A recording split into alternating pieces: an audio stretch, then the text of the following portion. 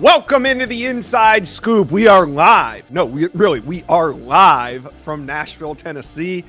Today's Tuesday, December 2nd. I am your host, Josh Newberg, and we have a special show lined up. Of course, we have to be live because today is signing day eve.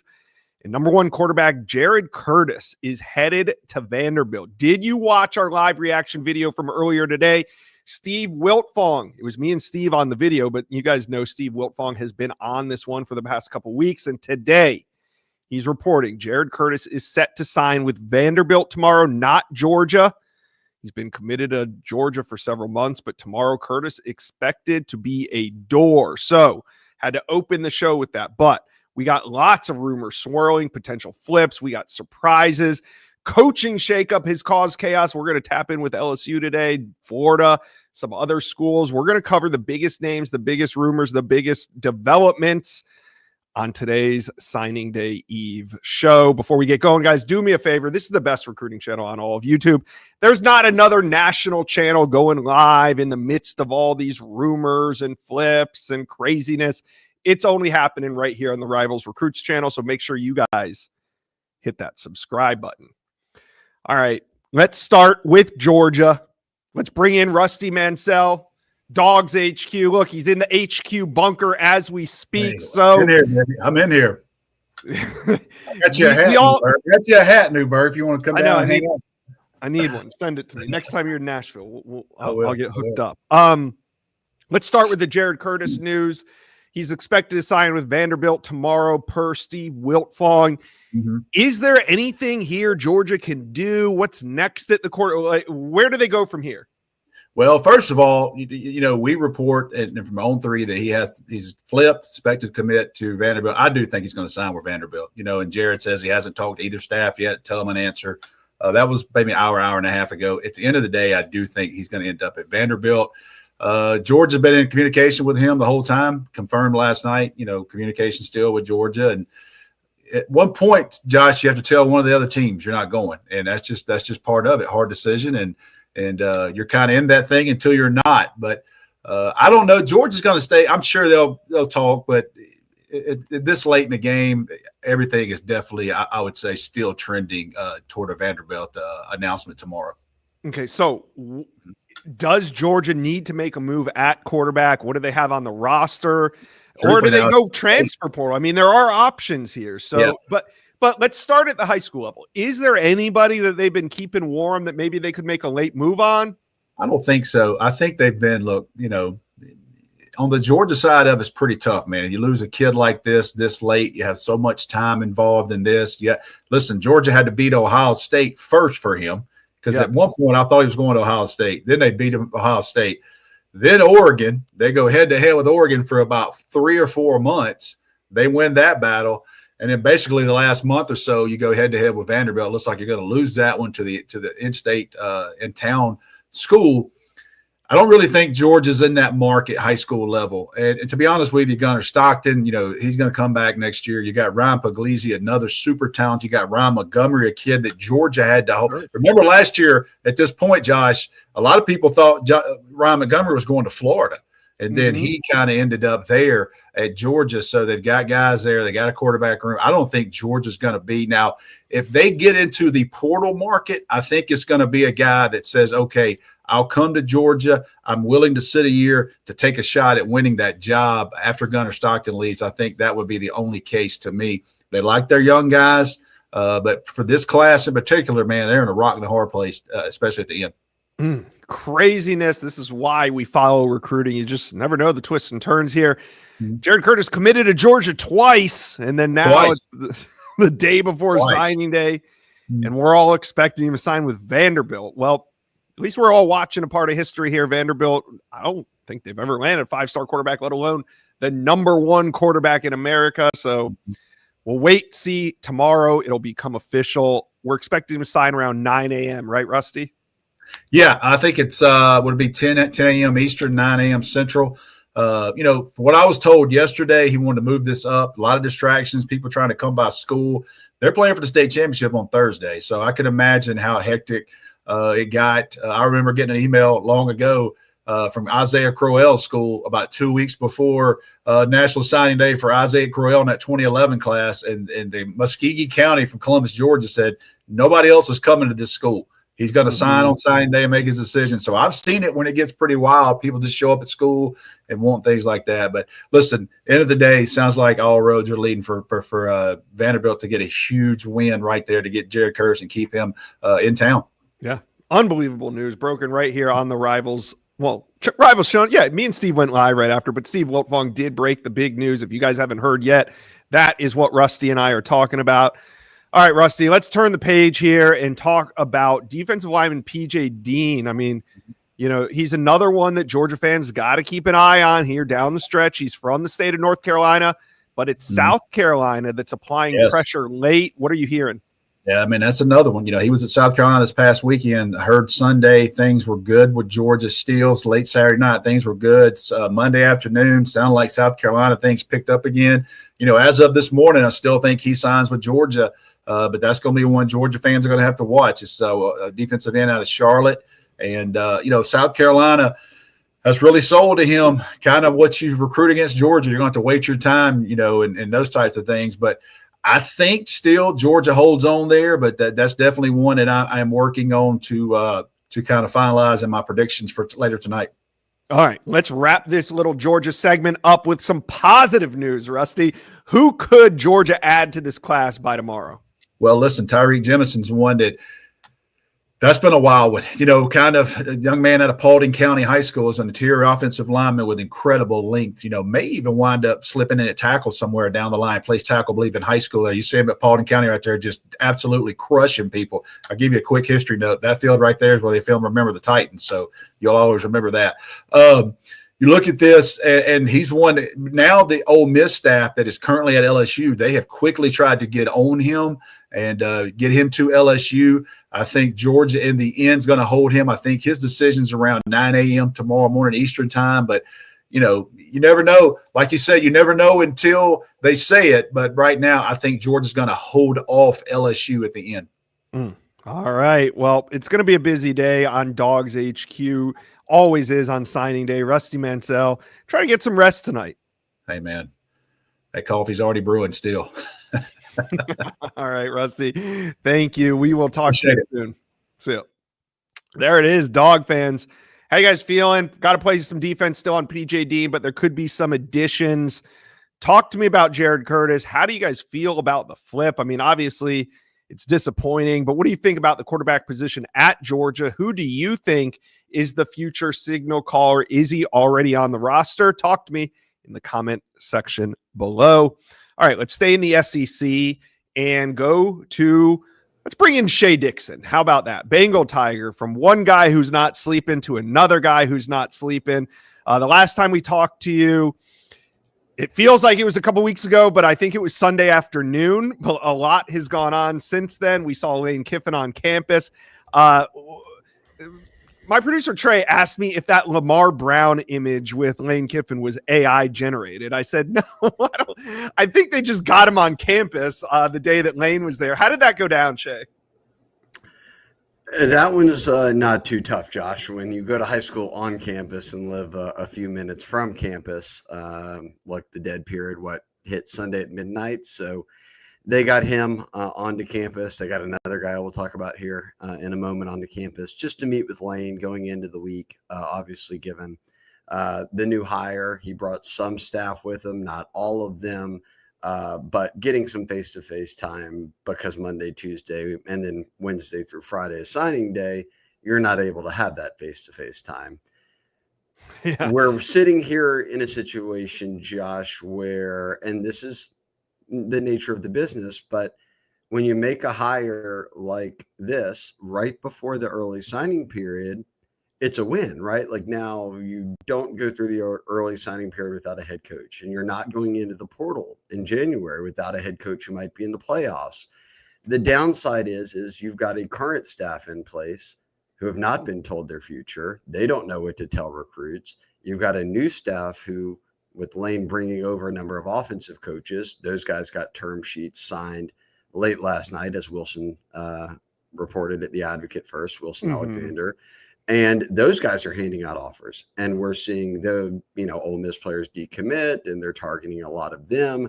So it's almost a feel, Josh, of like LSU's got two different recruiting kind of strategies going on right now of what had happened the whole way with the prior staff and then what the new staff would like to see. And we've already seen Jalen Chapman is decommitted this morning. We've seen talk about guys holding off and not signing right now.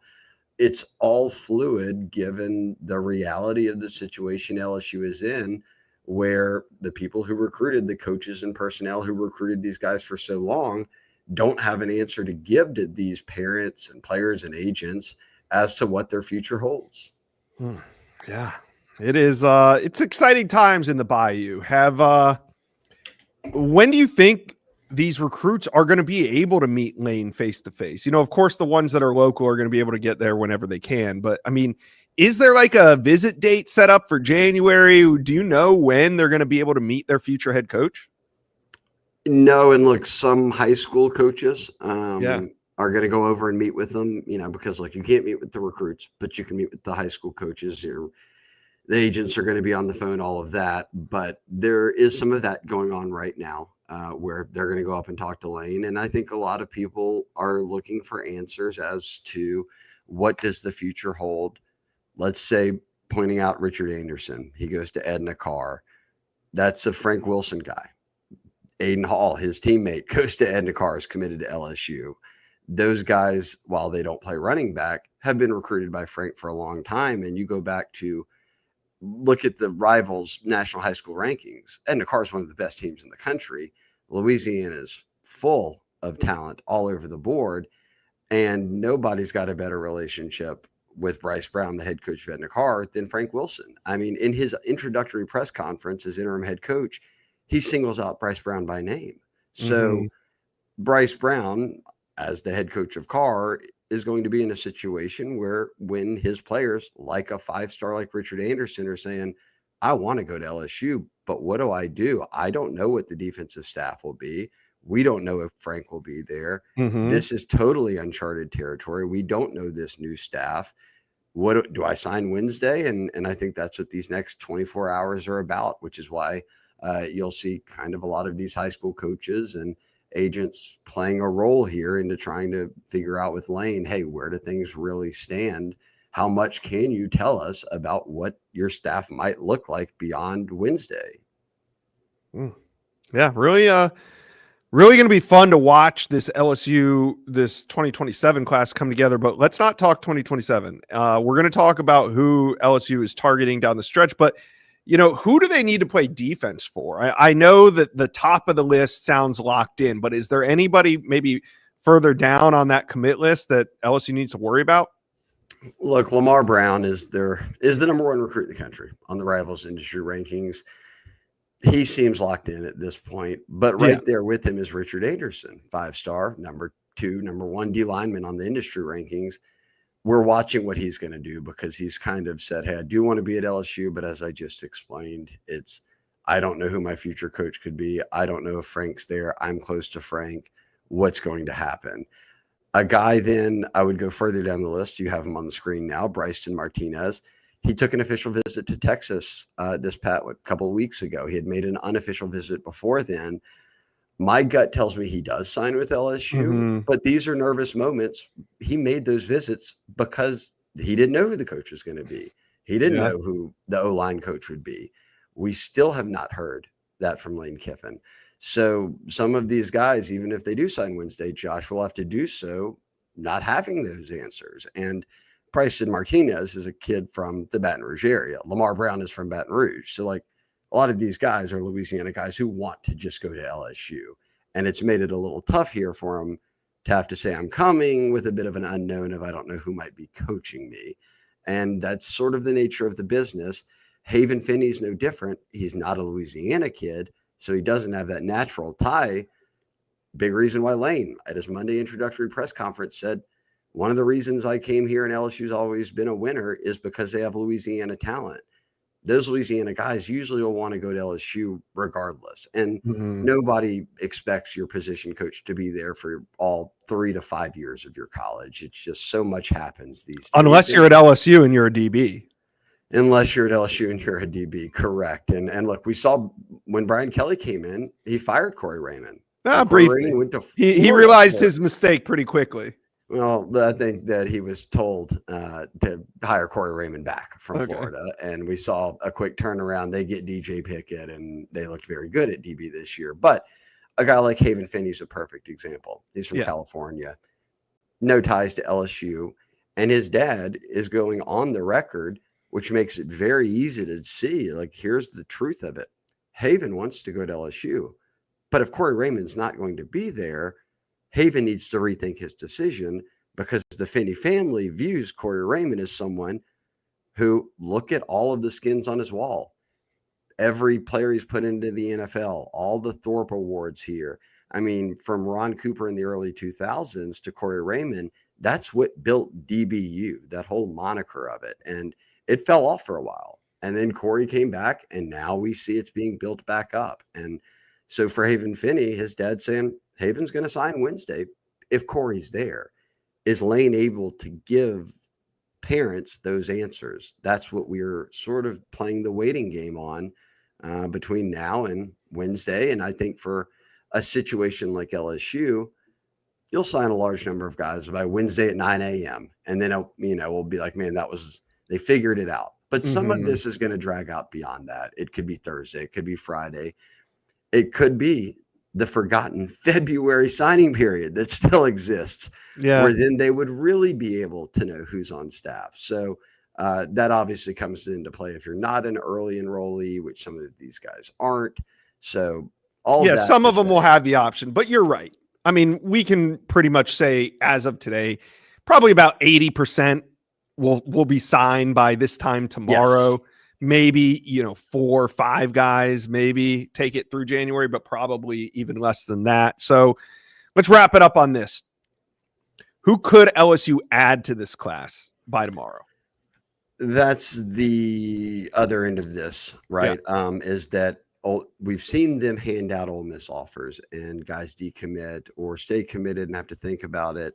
And very quickly, Lane got some term sheets signed. So let's look at a guy like Joe Cox, right? Old Georgia quarterback. He had been at Bama, then had been at Ole Miss. Now he's at LSU. Co-OC, tight ends coach, and Charlie Weiss as well, who's the OC and had his term sheet signed it.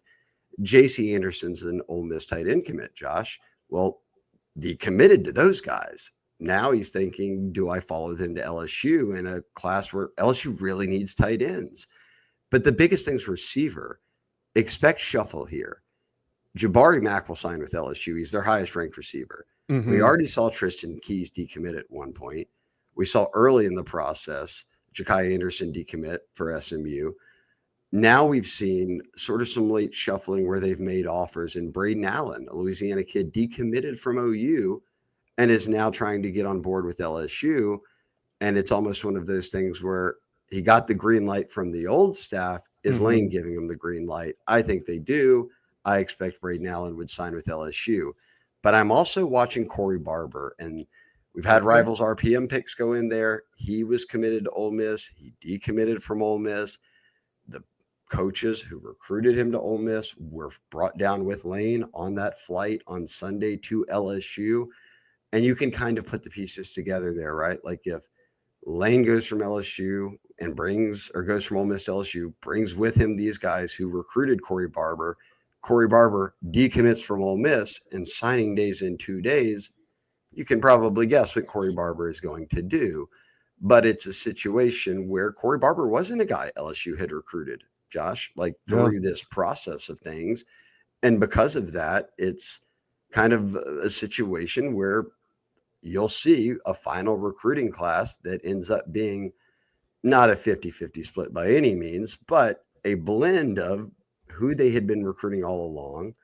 Some guys that I think this new staff does not want to sign on Wednesday and thinks they should go ahead and move on and go into a different direction with. And then new additions that LSU wasn't on. So it's going to be kind of a hodgepodge here. between the prior regime, Lane's regime, and whatever decisions are made in short order here. Yeah. Given but he had his first press conference on Monday, and now he's having to decide in 48 hours, not just the coaching staff, but who are we signing and who are we sending scholarship papers to and all of that. And Josh, then we could sit here all day. You're doing NIL talk, rev share talk, all of that kind of stuff with Austin Thomas, who's been the GM. Well, Lane just brought Billy Glasscock, who was the Ole Miss GM. Now he's going to be involved in that. So there's just so many moving pieces to where it makes LSU's week pretty unpredictable just because a lot of people are looking for answers. Well, unpredictable doesn't mean fun, so we'll see if we can still have some fun tomorrow.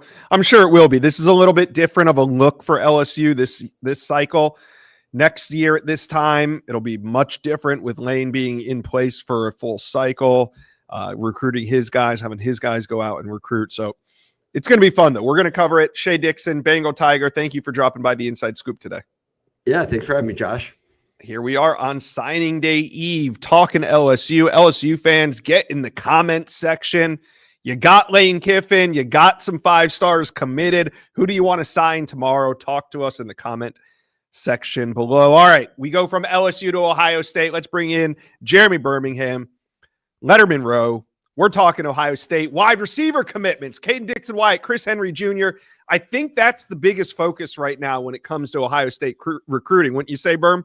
Yeah, there's no shortage of drama around Ohio State wide receivers ever. Even obviously just talking to Shea, you saw on Monday LSU offered Ohio State commitment to Quaden Guilford, who was basically back and forth between Ohio State and Ole Miss back in the summer before he ended up committing to Ohio State. We'll see if that gains any traction. I doubt it does, but Brian Hartline, the reputation he has as a developer, as a recruiter, as a talent eye, has always had the Ohio State receivers in focus, and Chris Henry Jr. and Caden Dixon-Wyatt are certainly at the top of the list as far as guys that, for those of us who cover Ohio State, we're going to be watching and saying, well, if there's any potential drama or intrigue on signing day, it's probably going to come from that duo. Do you think they're both over there in California at Mater Dei High School playing on the same team, their teammates? Is your expectation that they're going to break apart, or do you think that they will both be Buckeyes tomorrow? I mean, it's 2:00 in the afternoon here, 2:20 here in the Eastern time zone right now on Tuesday. Right now, I think it's probably most likely that Caden Dixon-Wyatt ends up staying home and signing with USC. And I still think that Chris Henry, despite a really aggressive push here in the last week or so from Oregon and also West Virginia, I think that Chris Henry Jr. has been committed to Ohio State for nearly 3 years. Nothing has fundamentally changed at Ohio State. Brian Hartline's still there. Ryan Day is still there. The Ohio State brand, the Ohio State program is probably better than it was when Chris committed to Ohio State. His opportunity to get on the field early, his family ties to the area. Remember, he did spend the first 2 years of his high school career playing in Cincinnati, where his father played in the NFL. So, you know, there's a lot of really strong ties between Chris Henry Jr., Brian Hartline, Ryan Day, et cetera.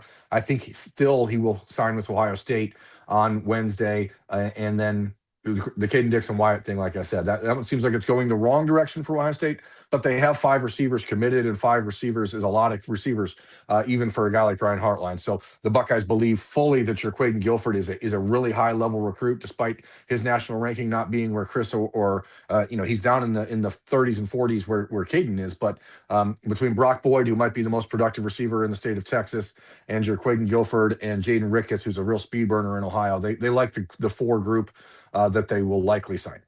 Yeah. When it comes to Chris Henry Jr., I mean, just looking back on the recruitment as a whole, you know, he hit the national radar early. He was an early 5-star. Had a disjointed junior year where he was out most of the year with injury, but bounced back and was one of the most electric wide receivers in the country as a senior.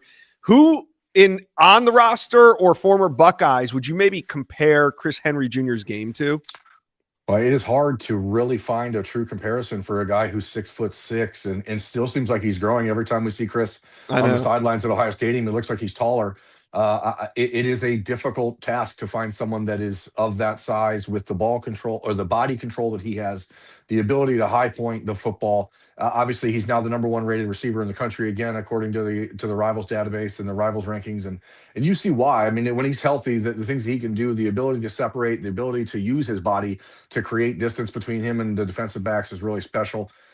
The guy that, if I was trying to put him in the category of, despite the fact that there's like a 3-inch or 4-inch height difference, would probably be Michael Thomas. Just a really smooth route running guy who can use his body, catches the ball with his hands. It may not look like a guy who athletically is going to run away from you, but if Chris gets a head start, if Chris is by you, you're not going to have a real easy time catching him. So that's probably the most likely, just because the size difference between Chris Henry Jr. and everyone else at Ohio State has been building this wide receiver factory around. It's just so substantial that it's hard to find a real comparison.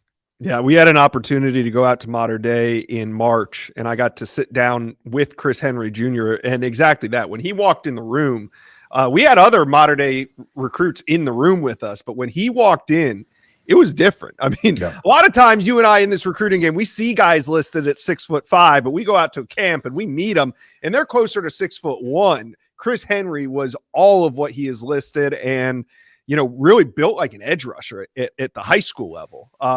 Going to come in, play early. I can see it already. So that being said, who do you think Ohio State could add to this class? They were one of the hottest teams on the recruiting trail in November, flipping whoever they wanted. Is there any flips left in these Buckeyes before signing day? There's one that's been percolating now for a few weeks, and Steve Wiltfong put in the RPM for it on Saturday in the middle of Ohio State's win in Ann Arbor. But the conversation with Ohio safety Caden Gephardt has really accelerated in the last few weeks.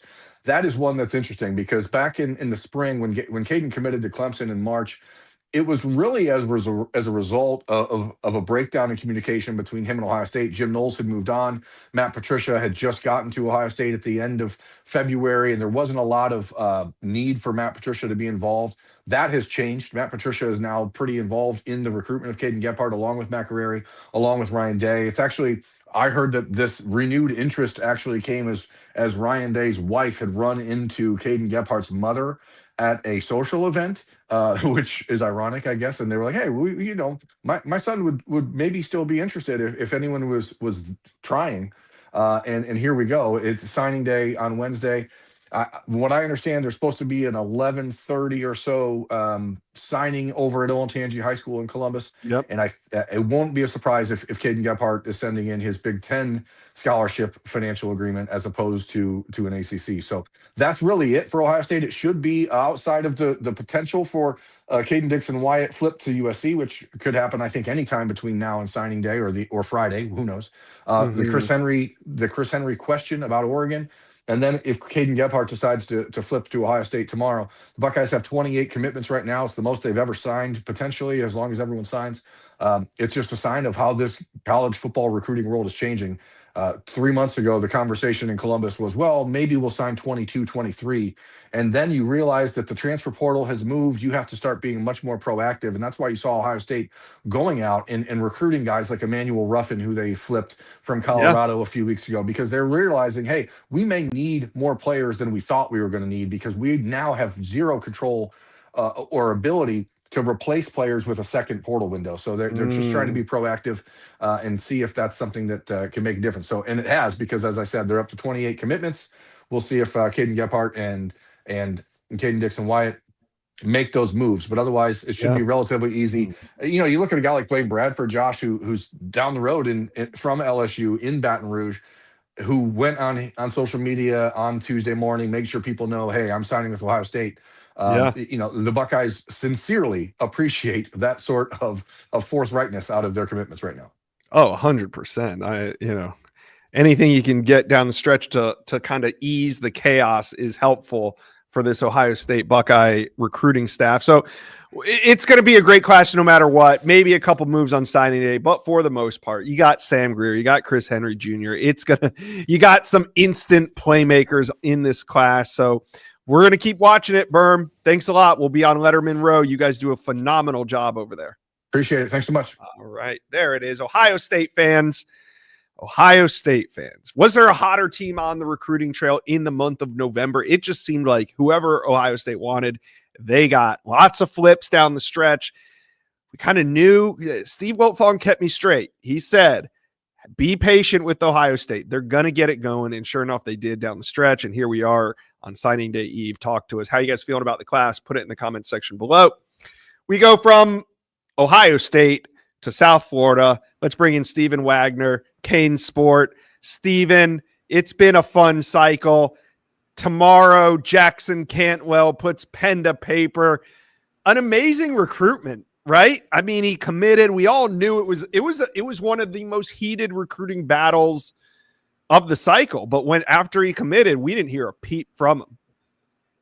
Yeah, Jackson Cantwell really is one of those guys who really embodied this whole idea that whenever you're committed, you are completely shut down, and that's what commitment actually means. He made very clear early on that whenever he committed to a school, he wanted this thing to just go ahead and be completely final. And obviously, back in the spring, he ended up pushing his recruitment or his commitment date back a little bit because he wasn't totally sure yet where he wanted to go. He knew he wasn't done with his recruitment, but he knew that whenever he did commit to a school, that was going to signify that his recruitment actually was completely over. And man, I got to tell you, for being the number one overall prospect, this has been a completely drama-free recruitment this fall. There has not been a peep about him, just like you said a moment ago. He has been ultra locked in with the Hurricanes. Miami has continued to kind of solidify his belief in them. It continued to keep him jazzed up about being a Hurricane with their success on the field and the perceived draft stock of Francis Maui-Noah, who's still projected to be a first round draft pick. I think that Jackson Cantwell understands that if he gets to Miami, or when he gets to Miami, he's going to be on a path that's going to be very, very similar to Francis Maui-Noah. He is going to be one of those guys who will have the expectation to come in immediately, be a day one starter, spend 3 years, and then get out of Dodge and go on to the NFL. I mean, it's the number one overall prospect in the country. It's really hard to say that there's a prospect in this recruiting class that we're more excited about than Jackson Cantwell, because I mean, whenever you look at this kid, it's like they built an offensive tackle in a lab. He checks every single box and intangible you want to see on the field. He checks every box and intangible you want to see, he checks every box and tangible you want to see on the field. He checks every box and intangible you want to see off the field. We have felt really, really good about Jackson for quite a while now. Yeah, it's been fun to watch his recruitment. Rock solid to the Canes. Here we are, 24 hours out. Who do you think Miami could add to an already loaded commit list? So there's two names that we're really monitoring extremely closely these last 24 hours. One of them is going to be four-star linebacker Karsten Bush, who decommitted from Louisville. I believe it was either last week or the week before last. We feel really, really strongly about Miami's chances for him. Not sure. Actually, I'll say that Miami is the front runner at this point. I think it would be a little bit more of a surprise to me if he didn't end up at Miami right now. I think the recruiting prediction machine accurately reflects kind of where he's at and where Miami sits. I think that's one that, we kind of continue to feel pretty good about. Then the other name that we're really going to be keeping a pretty close eye on is going to be four-star Wisconsin running back commit Amari Latimer. And this one seems a little bit foggier, and it's been foggy for quite a while now.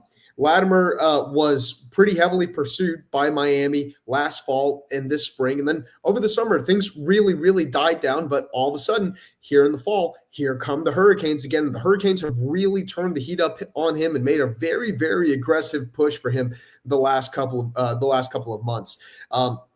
Now, he does have an older brother who does play at Wisconsin, where he's currently committed to. I think that could be something that'll be factoring in. I know that Tennessee is also in the mix, and obviously Miami is really heavily involved. And this has been kind of one of the more difficult recruitments to really, really put our thumb on because, as I said, it has been very foggy here over the last couple of weeks. I think if you had to ask me today, ask me at this exact moment, where do I think he's going to end up? I think I would say Miami, but that's just an I think. That's not an I know. We're hoping that we'll have a pretty good idea of where he'll actually end up by sometime later today, hopefully this evening. There will be a little bit more clarity surrounding his recruitment. So stay tuned to the Cane Sport website and message boards, because we'll definitely be keeping you posted on the latest on Amari Latimer there. All right. So I just got to ask, because we're 24 hours out, what about those local flip targets? It seemed like we talked about them a lot throughout the summer into the fall, but Derek Cooper, Calvin Russell, I mean, it seems like it's fizzled out. Am I missing something here? No, you're 100% right. I think fizzled out would kind of be the right way to put it. And it seems like Miami has kind of shifted their attention to other players in this class. I mean, Calvin Russell, very coveted receiver that Miami was very heavily involved with in the spring and in the summer, had a lot of local ties to the program. Miami's just down the school. His mother is in the Athletics Hall of Fame for women's basketball. It seemed like kind of one of those, really, really easy connections to make. But it kind of felt like whenever we got the sense that he probably wasn't going to end up at Miami shifted their attention elsewhere, and they ended up, being able to go out and add a Milan Paris to this year's high school class, and now they have four receivers, three of whom are 4 stars and ranked in the top 300 of the Rivals industry ranking. And then with Derek Cooper, again, it seems like Miami kind of decided to shift its attention elsewhere whenever it became apparent that it was going to be really, really, really difficult to pull Derek Cooper away from Texas. The Longhorns did everything they needed to do to make sure they stayed rock solid, that he stayed committed to Texas. And I think that's kind of where Amari Latimer comes in. Miami does still want to add a second running back in this year's high school class. Mm-hmm. And that is, and right now it's looking like Amari Latimer is going to have the best chance to be that player. So with some of these local talents, I think it was just kind of one of those things where, if it's meant to be, it's meant to be. And if it's not meant to be, it's not meant to be. And it sort of just felt like with Cooper and Russell, it ended up just not being meant to be. Yeah.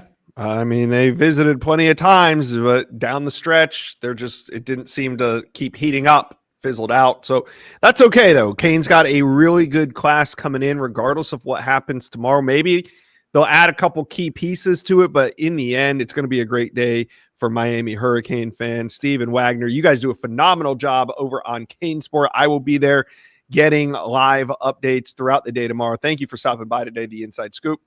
Thank you, Josh. And as you guys know, this is a coast-to-coast show. So we are going from Miami out to LA. Let's bring in Scott Schrader of We Are SC. And we got Scott on to talk about the latest rumors on signing day eve. When it comes to the Trojans, there's a big prediction hanging out there. Caden Dixon-Wyatt, Ohio State wide receiver commitment. What is the latest intel you're hearing? Yeah, he's as far as adding more guys to the 2026 recruiting class, that is pretty much the only target that we're hearing about, and it's kind of seeming like this was the direction it was going in for a few weeks now with Caden Dixon-Wyatt. So I haven't submitted a prediction or anything, but that's where I believe he ends up, is at USC. Okay. What do you think changed here in this recruitment? Because between him and Chris Henry Jr., I mean, we heard them double down on their commitment about a dozen times this cycle, but this is why it's hard to believe what some of these recruits say. I mean, maybe in the moment that they were saying it, that was their full intention, but in the end, I mean, what changed here? Yeah. I as far as the telling reporters and stuff like that, we actually, I was at this Sierra, I wasn't at the last Mater Dei game, and we had a younger guy that knows those guys quite well at Mater Dei and kind of tied in with the video and photo people also. And a lot of times those are the guys with the best intel are the video guys. And and he had actually talked to Caden before the football game, and so we knew what he was going to tell the media, and we knew that wasn't going to exactly be accurate. I don't know what changed as far as why they decided to go all in on Caden. I do believe that USC was where I thought he wanted to end up, in May before he announced, but USC just didn't pursue the same way that other schools. And it's hard to beat Ohio State anyway. I mean, if you're a receiver, but so I don't think really anything changed since the last media reports and stuff like that. I think that was just appeasing the people and then kind of simmering things down. But yeah, this would be a huge addition for USC at the end. So as USC sits right now, number one, sitting on the top of the hill, Jared Curtis just flips from Georgia to Vanderbilt. It seems like smooth sailing here for USC to finish number one. What do you think? What do you credit? Who do you credit to USC building up a great class? They built it early. They hung on. Yeah. There's really been no drama. So why is it so different this year? Yeah, you kind of noticed a change on the way things were being conducted from a recruiting perspective at USC in early February after Chad Bowden had taken over. And you have to give credit to the whole team of support staff and assistant coaches and Lincoln Riley himself. But I think ultimately, I think this entire plan and the way that they orchestrated it and executed their plan was Chad Bowden, Dre Brown, his assistant, and the guys that are on his staff. It's just relationships and constant communication. They talk about over communicating. NIL, obviously. They got the guys on campus. Geez, I think the average number of visits from even the out-of-state guys was like 5 or 6 visits between the time they started recruiting them. And this last week, USC hosted 28 of the 34 commits for the UCLA game. The other guys had football games, so they potentially could have had all 34 commits on campus this past weekend. So it was an impressive, even if they lose one, which I don't think they will. Tip of the cap to Chad Bowden and his staff. Yeah, unbelievable job. I mean, night and day from what USC fans experienced just a year ago to today. Who on this commit list, who amongst these elite players do you see making an early impact when they arrive at USC? Yeah, it's funny. I was just answering a question on our message board about that. That's a very popular question. I'm sure that you know that very well. And I think the one guy on defense that I point to is Elbert Hill, cornerback from Akron, Ohio. I haven't had a chance to see him play in pads, but just watching him in other environments and just the way that he can move and conduct himself, his personality, it really suits a player well to have that opportunity to come in there and play in the circumstances at USC as well at his position. So he's a guy, if we're talking about a non-skill player, Jamion Winfield is somebody that I think could come in and make an impact as well. Just one of the most impressive football players that I've seen in this recruiting class. So those are 2 guys on defense, and if I had to point to one on offense, it would be Trent Mosley, just because of the versatility on how you can use him and his playmaking ability. The only question mark is his health, and he's had some issues with that. But if you took a look at how Santa Margarita, who probably will win the state championship in California this year, used him even in the Wildcat, you hate to throw out the Reggie Bush terms because that's a unique football player that, it's like trying to compare people to Travis Hunter. It's just not, you can't do it. But this is a guy who's a big time playmaker, and just his versatility is kind of endless. It's going to be a great day tomorrow for USC fans. Thank you, Scott Schrader. We Are SC is where Trojan fans will be hanging out tomorrow. It's going to be a fun one. All right, before we move on, let's take a quick look. Yeah, there we go. The top 24. It's the top 24 here.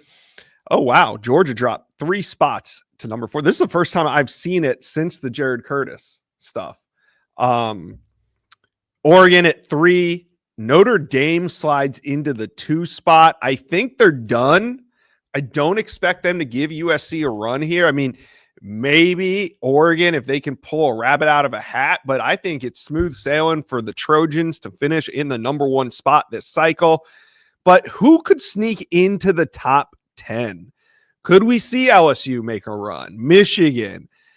I don't know, Florida State, they seem like they're a little flat right now, but Oklahoma's been on a heater. Clemson, they're not going in the right direction. We're talking about them going in the other direction. But then you got UNC, they've been flipping a lot of guys. Texas Tech is up in there. You never know with them on National Signing Day. Ole Miss, creeping in the top 25. There you guys see it. It could change by tomorrow. All right. Before we get going, I got to tell Inside Scoop listeners about Game Time because the NFL season is underway. Who doesn't love to see their favorite NFL team live and in person, especially when you can go with a bunch of your buddies? But tickets, they aren't easy to find, and getting deals on those last-minute tickets can be frustrating when all you want to do is be there the moment your team runs out onto the field. Well, thankfully, the Game Time app gives the advantage back to the fans. It's the hack for unlocking amazing ticket experience. It only takes a few simple clicks. The app's easy to use, and the Game Time guarantee means that you can trust that you'll get 100% authentic tickets on time and at the best price. Plus, fees are always included. So what you see is what you pay. You can even get into NFL games as low as $100.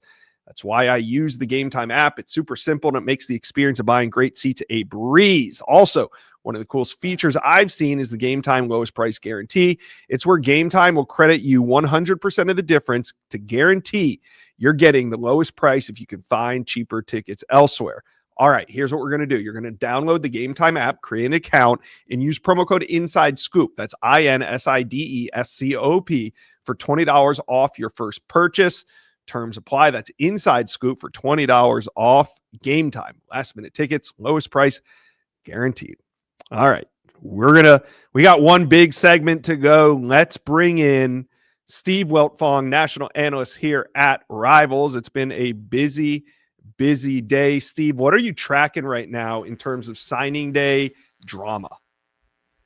I don't know how much drama we're going to have right now. At the top of the list, obviously, Jared Curtis news broke this morning with Vanderbilt becoming the program that he will ultimately play his college football for. Chris Henry Jr., number one ranked receiver, been committed to Ohio State since 2023. The vibe right now is that he's going to sign with the Buckeyes. Now, Oregon, Dan Lanning, the Ducks, they've always had a big signing day surprise, Josh, so we'll see if they can make a late move there. But right now, I definitely like where the Buckeyes stand. A couple programs that I have a keen eye on right now.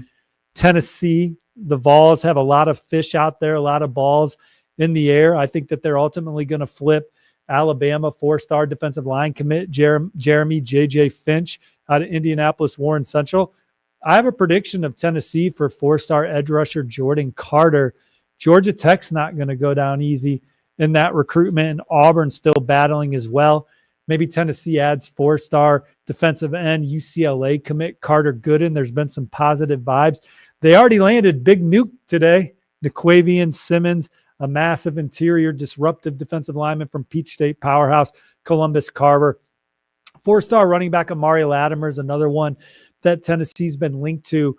More buzz that Latimer sticks with Wisconsin or flips to Miami than flips to Tennessee at this point. Auburn's an exciting program right now, Josh. Alex Golish and that staff have hit the ground running. Few predictions in favor of the Tigers since Coach Golish got on the Plains. Starts with the quarterback position. Reese Brush out of Seffner Armwood in the Sunshine State powerhouse program.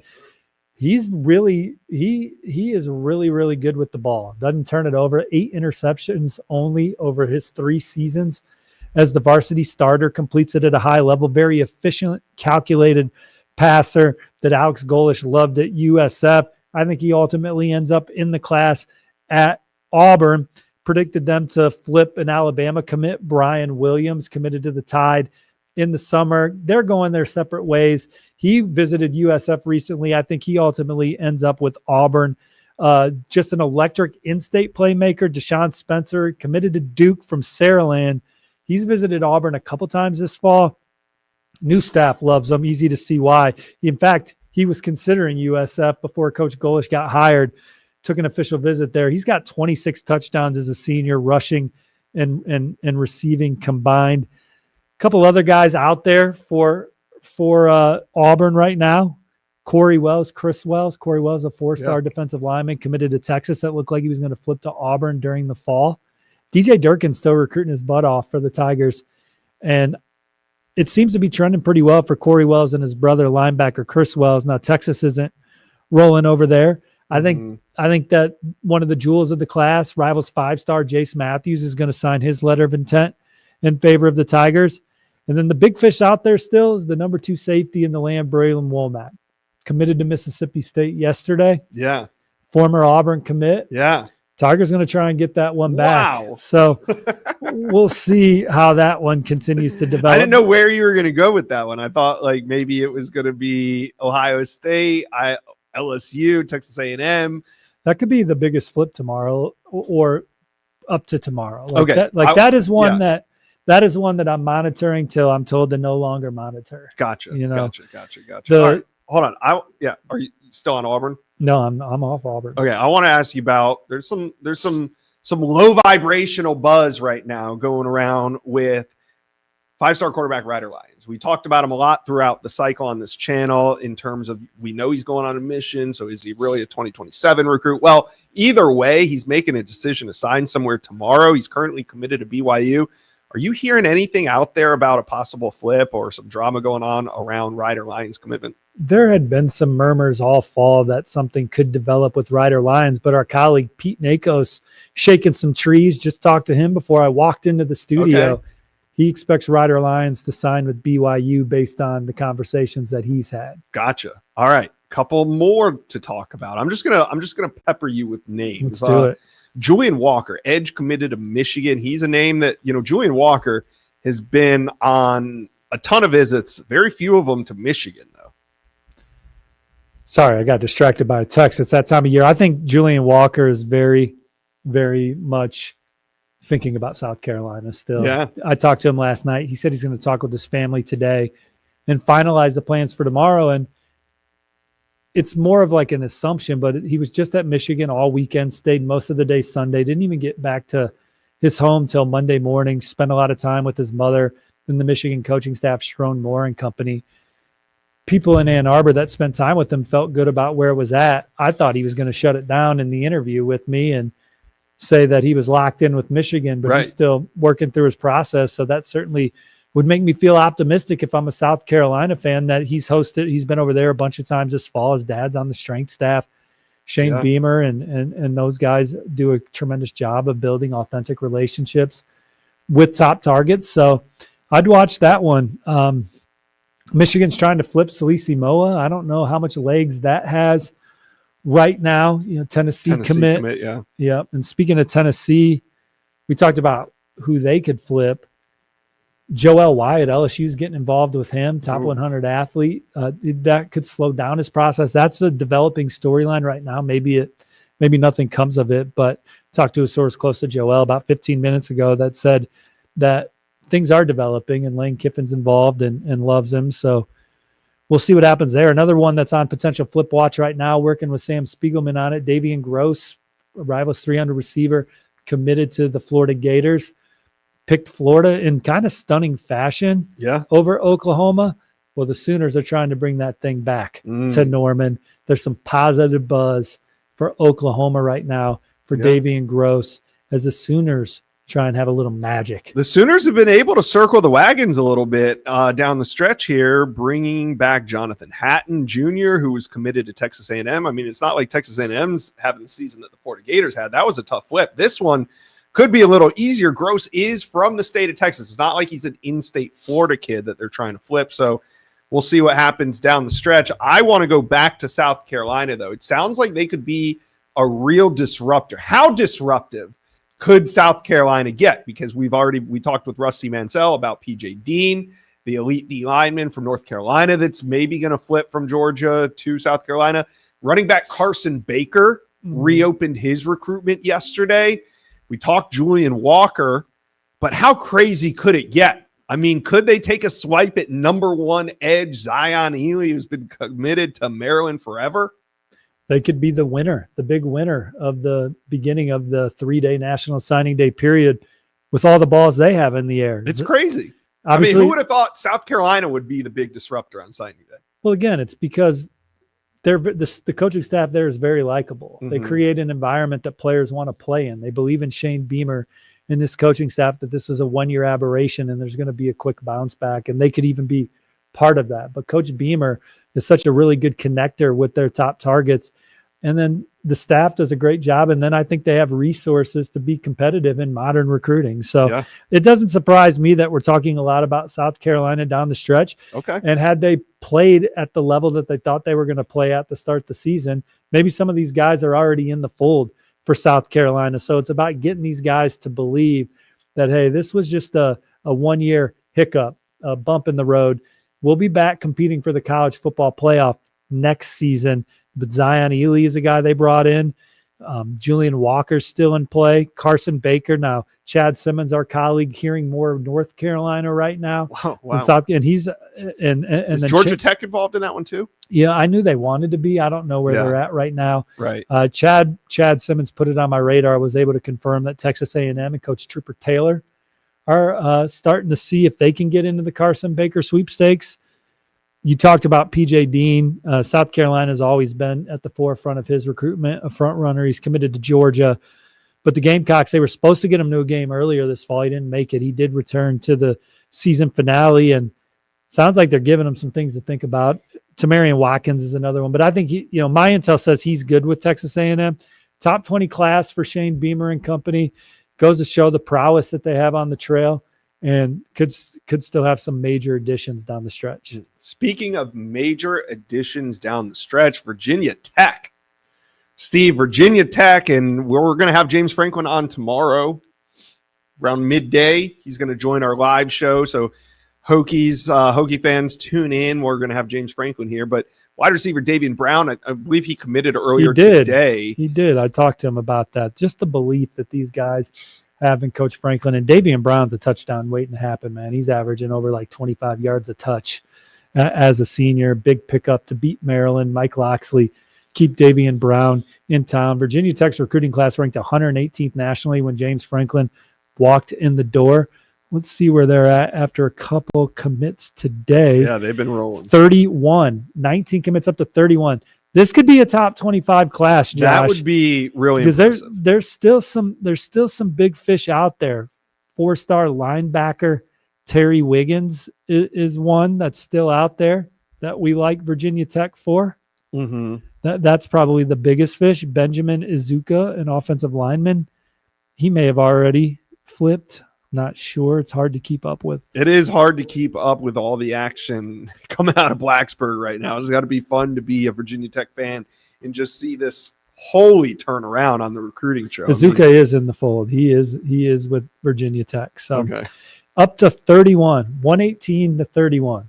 It'd be amazing if they could get to 18 just so it'd be easy for us 100 to say spots. they raised 100 I don't think spots. we've ever covered a team that moved 100 spots in a month. And Coach Franklin, he is doing it with a terrific off-field recruiting staff that he has great chemistry with, but they have these big recruiting groups on campus, 10 to 12 guys or whatever, these 2 weekends. And it's kind of just like Coach Franklin's running it, Yeah. Now he's got some NIL guys there and some infrastructure and some personnel, but it's really him like leading people around, showing off Virginia Tech, being the absolute voice for his program right now. And it is resonating with these guys that think that Virginia Tech is going to make a quick turnaround under Coach Franklin. Well, tomorrow is National Signing Day. Thanks for jumping on the Inside Scoop today. We had to go on signing day eve because why not? Usually the show airs on Wednesday, but we moved it up to Tuesday. We'll be live tomorrow. Make sure you guys hit subscribe. You get notified when we go live. We're going to have a little bit of everything. We're going to have Steve on the show with me. We're going to be breaking news. We're going to be interviewing. I think we're going to have a live commitment. Trey, we have a live commitment lined up for tomorrow? Yeah, it's up in the air. We're going to have coaches on. I know we're going to have James Franklin. I'm not going to release any of the other names. It'll be fun. You guys should tune in. Make sure you're subscribed. You'll get notified. Thank you guys for hanging out with us. It's going to be an exciting day tomorrow. We'll see you. Get some rest.